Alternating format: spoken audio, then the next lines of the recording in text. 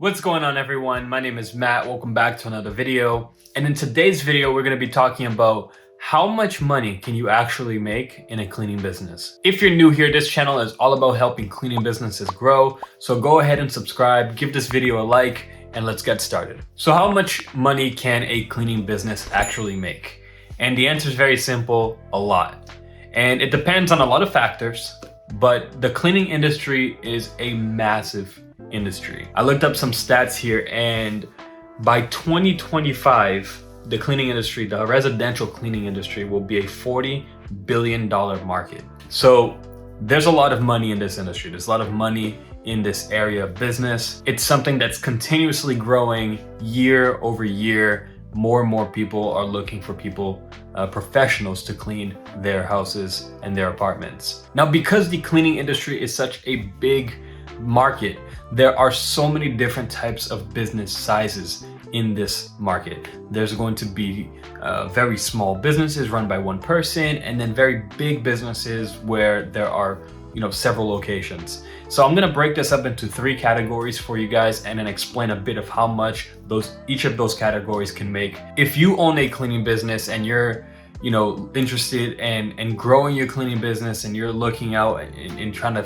come up with a vision for your business, hopefully this video is going to give you a clear understanding of how you can actually scale your business to being something that's life-changing and massive, if that's something that you actually want to achieve in your life. So the first category I put down is solo cleaners, and those with just themselves or maybe one or two helpers for the busy days. Now, the vast majority of cleaning businesses in this industry fall under this category, and it's very small businesses that have a handful of clients. And these size businesses are doing typically between 2 and 6 houses per day.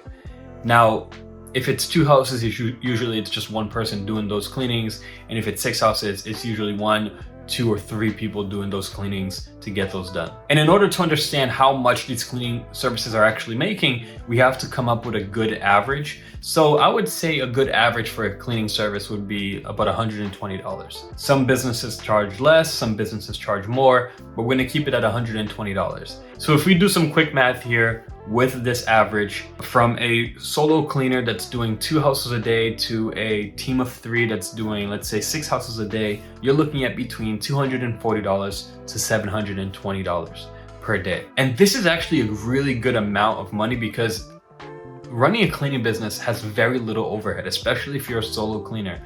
You don't need a storage to put away your stuff. The car that you use is just your regular car. There's no big expenses. And even if you have a couple helpers, you're paying those helpers to help you out, and it's coming out of those bigger days. It's very profitable for someone to run this type of business. And it's very common actually for solo cleaners, maybe 1 or 2 people cleaning houses a day, to make $300, $400, $500 a day just cleaning houses, and not even for that many hours of work. I'm talking about maybe even less than 6 hours of work. And the good thing is that you don't even need that many clients, so these are good businesses to be in. Now, the second category I put down here is bigger, more established businesses or franchises. As you scale from category 1 to that category 2, and you're adding more clients and you're getting more people to help you out in your business, you're gonna want to use tools that is going to help you scale your business.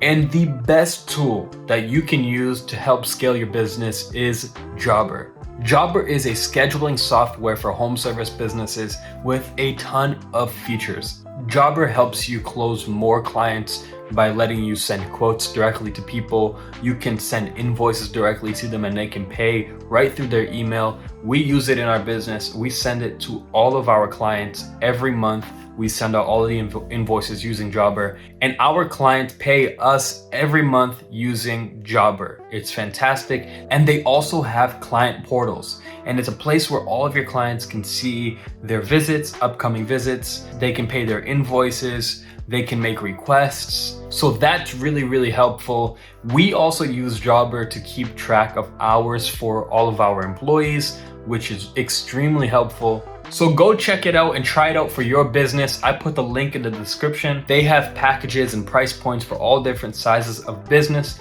So go ahead and check it out, and let's get back to the video. Now, these types of businesses usually have 2 to 4, 5, or even more than that, teams of people actually cleaning the houses. And these teams have between 2 and 3 people, 4 or 5 even. I've seen some cleaning businesses have teams of 5 go clean houses. A lot of the franchises actually have that type of model. So these are bigger operations. They're dealing with a lot more clients. I mean, this is over 100 clients, recurring clients on a monthly basis. And so these are bigger operations. They're dealing with a lot more people, a lot more overhead and expenses, but they have a lot more revenue coming in. And these size businesses are easily doing over $1,000 a day, not a problem. I mean, they're way over that. That's just, I'd probably say that's the minimum.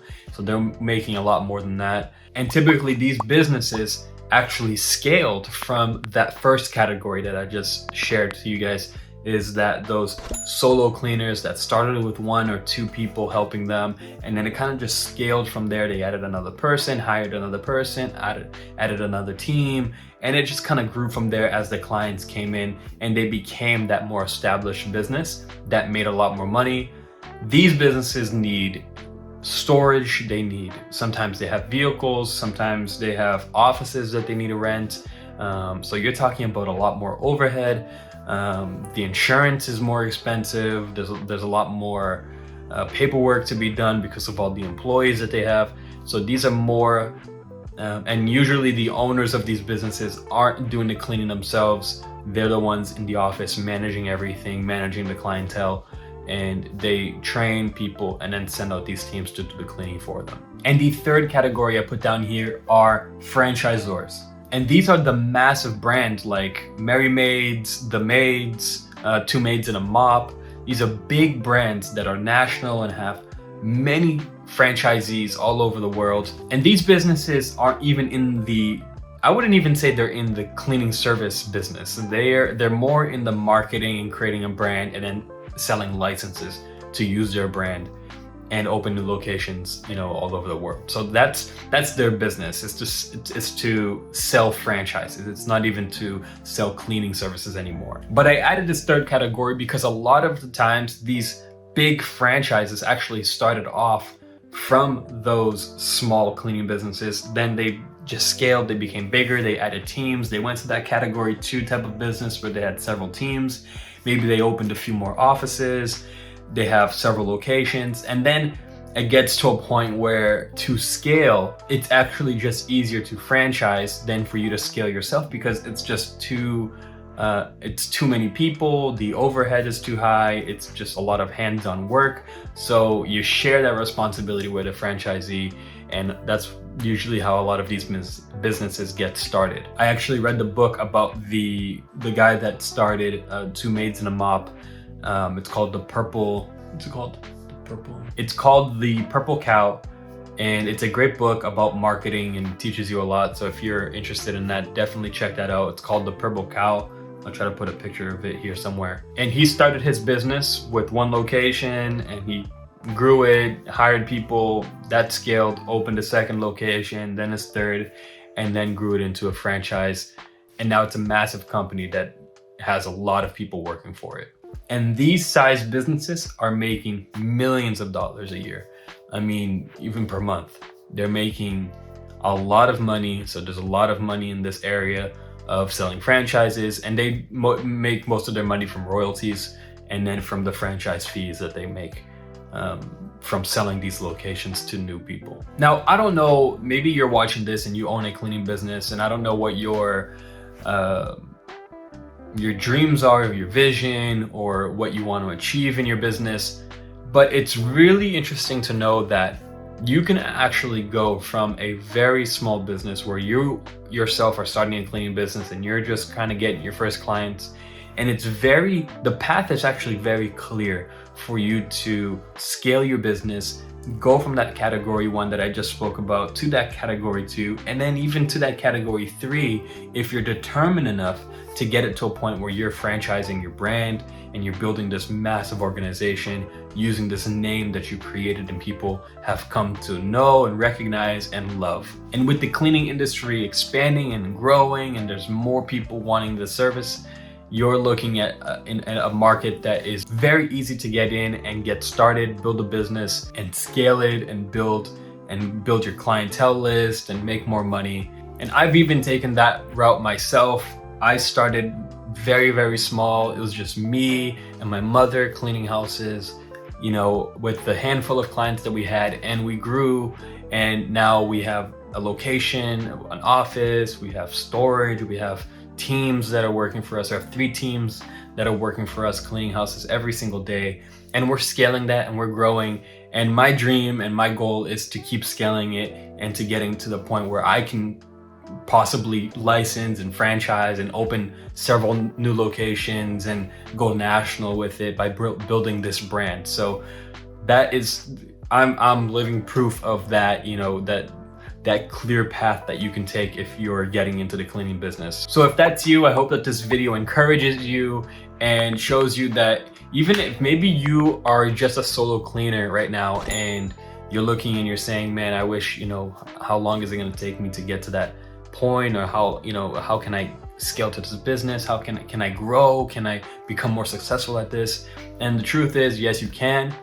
And you will, as long as you stay focused and determined on that end goal and just keep providing the best service, the best customer service, building your brand, building your reputation, and creating systems so that you do things more efficiently, better, because that's how you build a business that can scale, you know?